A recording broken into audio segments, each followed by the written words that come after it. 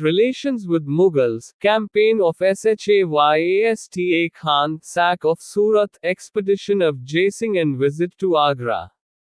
Shivaji's relations with the Mughals can be discussed through following incidents.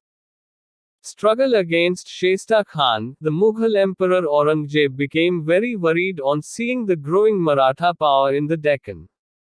He ordered his maternal uncle Shasta Khan, who was a newly appointed Mughal Subedar of Deccan, to invade Shivaji's territory, and the Sultan of Bijapur was asked to cooperate with him. It is said that in accordance with the instructions of Aurangzeb, the Sultan of Bijapur first sent his general Siddhi Johar, who besieged Shivaji in Panhala, but Shivaji managed to escape from there and the fort of Panhala was occupied by Bijapur army. After this, the ruler of Bijapur thought that he could use the Marathas as a shield in the struggle between the Mughals and Bijapur, and he showed no interest in taking further any action against Shivaji. It is said that he entered into a secret understanding with Shivaji. On the other hand, the Mughal governor of Deccan, Shasta Khan, occupied Pune in AD 1600 and made it his headquarters. Shivaji was on the lookout for a suitable opportunity. He stationed his army at Pune disguised as a marriage procession. Shivaji's army managed to kill one of Shasta Khan's sons and one of his generals, and Shasta Khan himself was wounded badly. Aurangzeb was so annoyed that he transferred Shasta Khan from Deccan to Bengal. Sack, plunder of Surat. The success in Pune against Shasta Khan greatly increased the morale of Shivaji and the Maratha army.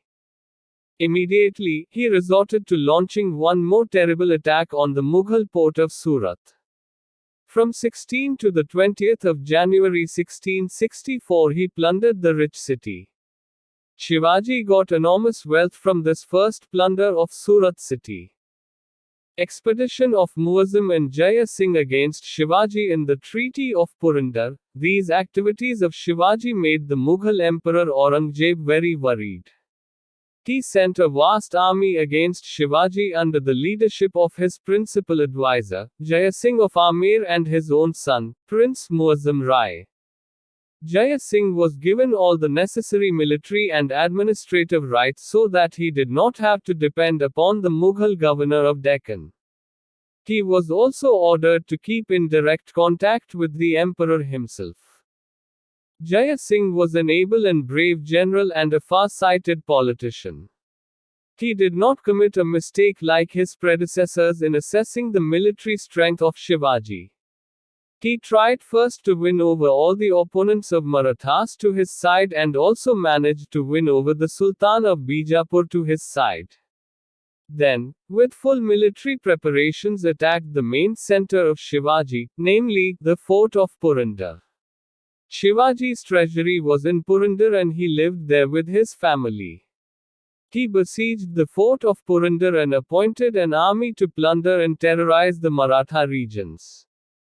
Not seeing any help coming from anywhere, Shivaji thought it necessary to start negotiations for peace because in the fort of Purandar, families of the Amirs also lived and Shivaji considered it his duty to protect their lives and honor.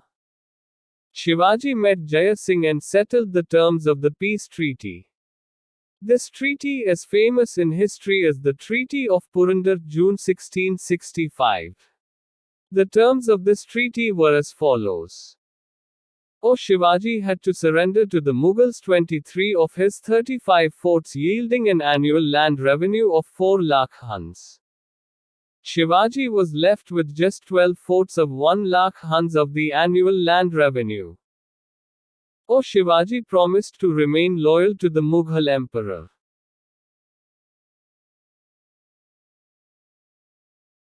Shivaji's hold over the Konkan region, yielding 4 lakh huns annually, was allowed to remain as before. Besides, some regions in Balaghat yielding 5 lakh huns annually that Shivaji was yet to conquer from Bijapur were allowed by Mughals to remain with him. In return, Shivaji had to give the Mughals 40 lakh Huns in installments.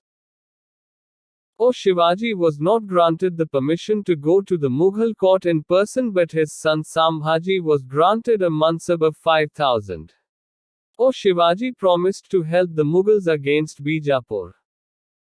As far as a critical assessment of the Treaty of Purandar is concerned, it would have to be conceded that the treaty represented a great political and diplomatic success of Jaya Singh against Shivaji.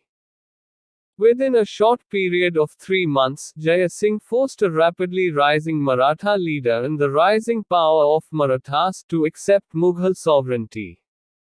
With great cleverness, he sowed the seeds of conflict between Bijapur and Shivaji. However, the success of the treaty's settlement depended on the extent to which the Mughals helped Shivaji to conquer the regions of Bijapur to enable him to pay the installment of the war indemnity. This plan could not come through. Aurangzeb was yet not assured about Shivaji and viewed suspiciously any prospect of a combined attack by the Mughal and Shivaji on Bijapur. Jaya Singh wanted to take Shivaji to Agra so that he could enter into a permanent settlement with him. According to Jaya Singh, friendship with Shivaji was essential for the Mughals to conquer Deccan. Shivaji was suspicious of Aurangzeb and he did not agree to go to Agra till Jaya Singh assured him completely by putting the responsibility of his protection on his son Ram Singh. Probably, Shivaji also wanted to go to the north for an overview of the situation there and prepared a group of his supporters in the Mughal court. He also expected that by negotiating with Aurangzeb he would be able to acquire Mughal assistance to conquer Janjira Island, thus safeguarding his western frontier. Jaya Singh started on his first campaign against Bijapur in alliance with the Marathas. However, it was not successful. Shivaji was assigned the task of conquering the fort of Panhala and even he could not succeed. Seeing his plans failing, Jaya Singh persuaded Shivaji to come to Agra and meet Aurangzeb. Shivaji reached Agra in AD 1666. Visit to Agra. Shivaji in Mughal court and his successful escape from prison. Shivaji came to the Mughal court on the 12th of May, AD 1666 along with his son Sambhaji and 350 soldiers. Aurangzeb made him stand among Panch Hazaris and did not even speak to him, which annoyed Shivaji greatly. Aurangzeb imprisoned both Shivaji and his son, but after some time both managed to escape from the prison using a clever device disguised as sadhus and reached Raigarh on the 22nd of September, AD 1666. Aurangzeb held his own carelessness responsible for the successful escape of Shivaji. After reaching the Deccan, Shivaji remained inactive for 2 years. Actually, Aurangzeb did not give much importance to the friendship with Shivaji, as in the eyes of Aurangzeb Shivaji was no more than a petty zamindar. Nevertheless, subsequent events showed that this disregard of Shivaji and the Maratha power by Aurangzeb proved very dangerous for the Mughals.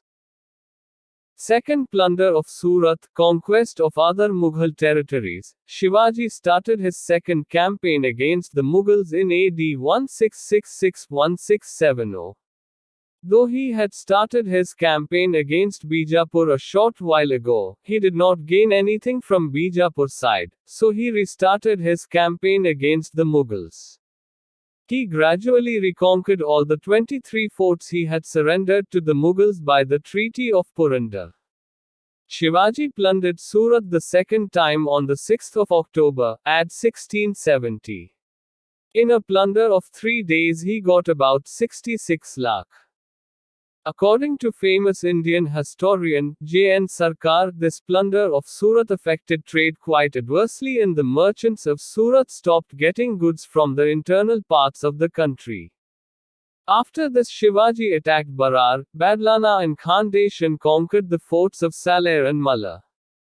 Such was the terror of Marathas in the Deccan that they exacted Chauth and Sardeshmukhi from Mughal regions there. Chauth was 1/4 of the revenue of a province affected as a tribute by Marathas as a tax of their protection against the Mughals, and Sardeshmukhi was an additional surcharge of 1/10 of the land revenue. In return, the Marathas protected these regions from the external attacks. Mughals were fighting the Afghans in the northwest at this time, therefore, they could not pay much attention towards Shivaji. Shivaji renewed his struggle against Bijapur too. Through bribery, he occupied Panhala, Satara, and also attacked the region of Kanara.